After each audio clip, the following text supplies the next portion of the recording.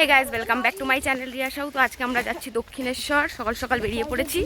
এখন বাজে 7:10 হবে, হয়তো 7:20 লোকালটা আমরা ধরবো। তো আমরা যাচ্ছি, কজন দেখাচ্ছি, এই যে সামনে দুজন যাচ্ছে। তো আমরা 3 জন যাবো। আর আজকের ওয়েদারটা একটু ভালো আছে, মেঘলা আছে, বাঁচা গেল। তো চলো।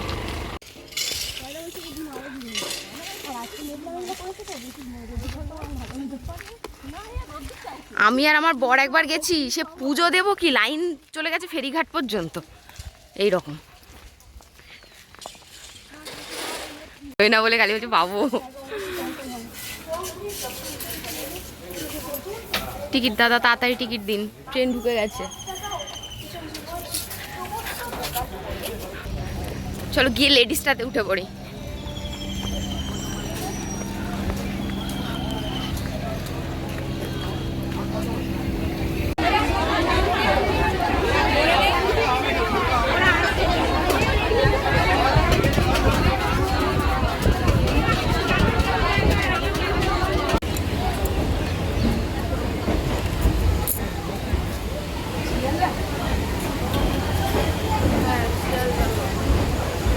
শিয়ালদহ,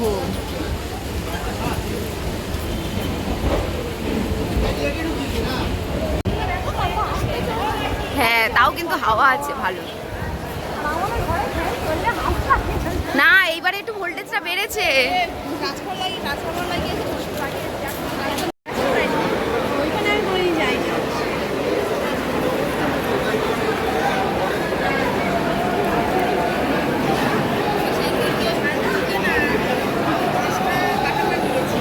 শিয়ালদা থেকে আমরা উঠে পড়েছিলাম 8:24 ডানকুনি লোকালে। আর সকাল সকাল যেহেতু ঘুম ভেঙে গেছে, তো দেখছো আরেকজনের হাই উঠছে, ঘুম পাচ্ছিল মনে হয়। বাট ওয়েদারটা এত ভালো ছিল, মানে আমরা আশাই করতে পারিনি যে এত সুন্দর ওয়েদার পাবো। আমাদের অ্যাকচুয়ালি প্ল্যানটা সেট ছিল 2 সপ্তাহ আগে থেকে।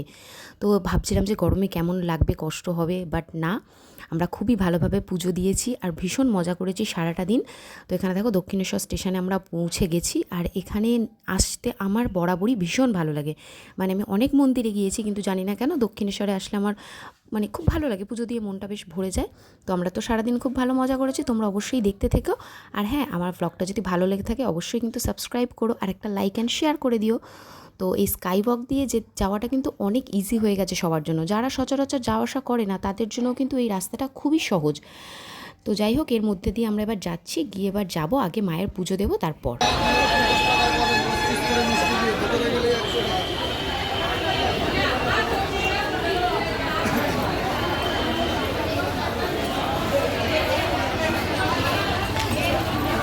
তো আমরা চলে এসেছি এখন মন্দির প্রাঙ্গণে, যাচ্ছি আমরা জুতো রাখতে ওদিকে দোকানগুলোতে।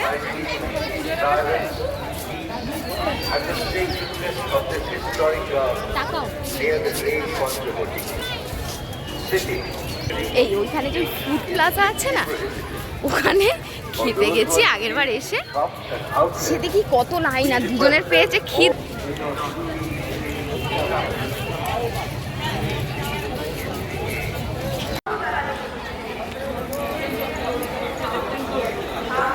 নাও আমি একটু তোমাদের ভিডিওটা করে নিই, তারপর আমারটা নিই।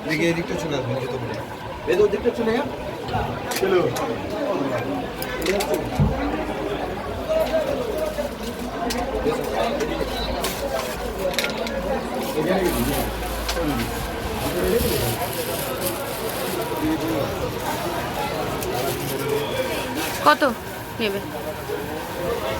কত ডালা? না না, এমনি এমনি ডালা শুরু কত থেকে? 50-এর কোনটা? 50-এর কোনটা?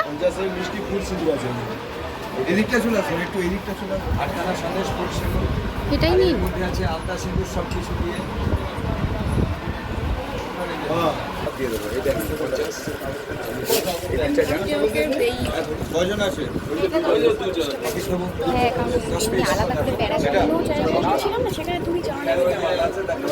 কোনো ইয়ে নেই ওটাই। তো আমরা এবার চলে যাচ্ছিলাম পুজো দিতে। আর আমরা যে দোকান থেকে প্রসাদ নিয়েছি না, ওনারা বললেন যে ব্যাগ নিয়ে গেলে কোনো অসুবিধা হবে না। তো আমরা তো সবাই ব্যাগ নিয়ে গিয়েছিলাম, এবার দেখছি ওখানে ফোন চেক করছে। তো আবার আমাদের মানে ব্যাক করে দোকানে যেতে হয়েছে। ব্যাগ তো রাখেনি ওরা, ওরা বললো যে ওদের কাছে ব্যাগ রাখা যাবে না, তো ফোন টোন রেখে আবার এসে লাইন দিতে হয়েছে। মানে যে পুজোটা আমাদের আধ ঘন্টার মধ্যে হয়ে যেত সেটা 1 ঘন্টা লেগেছে।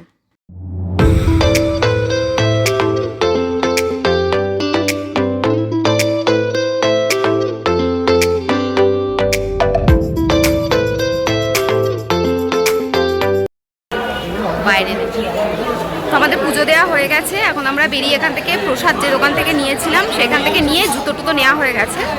এবার আমরা যাব কিছু ব্রেকফাস্ট করে তারপরে যাব বেলুড় মঠের দিকে। তো চলো দেখতে থাকো, তোমরা দেখো কি খাবে আমি বলছি তারপরে।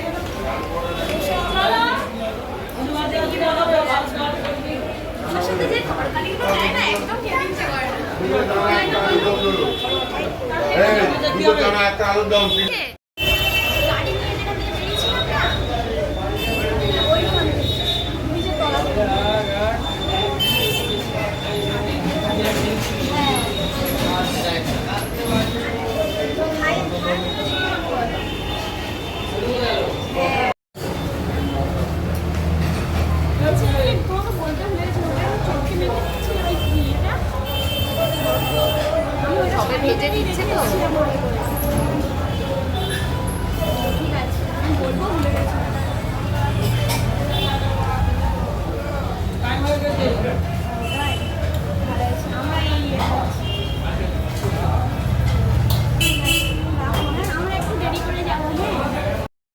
এদিকে খাওয়া দাওয়া কমপ্লিট করে আমরা এখন যাচ্ছি ফেরিঘাটের দিকে। এখন যাবো বেলুড় মঠ।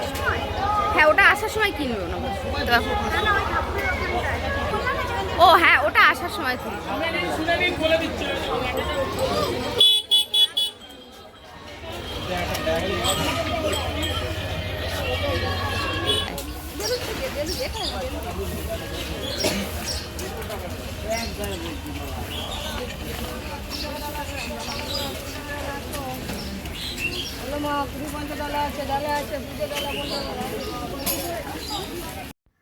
ফেরিঘাটের টিকিট কেটেছিলাম, 11 টাকা করে নিয়েছিল। তো নিয়ে এবার আমরা যাচ্ছিলাম ওই ভেসেল বা লঞ্চ যাই বলে না কেন ওইটার দিকে।